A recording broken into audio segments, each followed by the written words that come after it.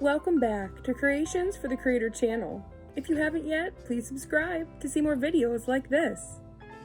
Today, you're going to learn how to draw a bee. Did you know God made bees not only to make delicious honey, but also to help spread flowers? Bees do that by picking up pollen when they're slurping up nectar out of a flower.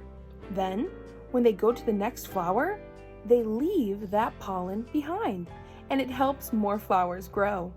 After the bees have drunk as much nectar as they can, the bee goes back to the beehive and leaves the nectar in the honeycombs, or the holes in the hive.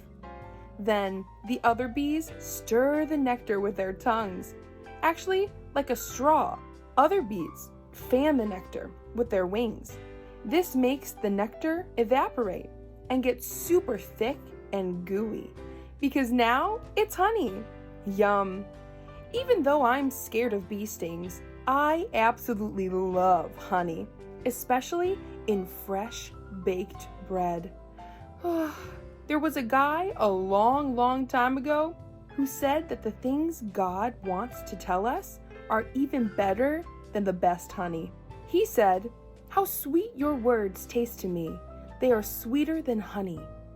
This guy meant that knowing God is even better because he loves us so much. God wants to take care of you through scary times and give you good advice. In fact, God wrote a book full of things he wants you to know about him.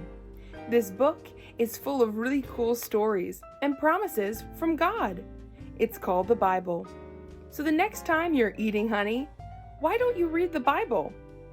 You can look it up online if your parents give you permission and read some of the stories from it.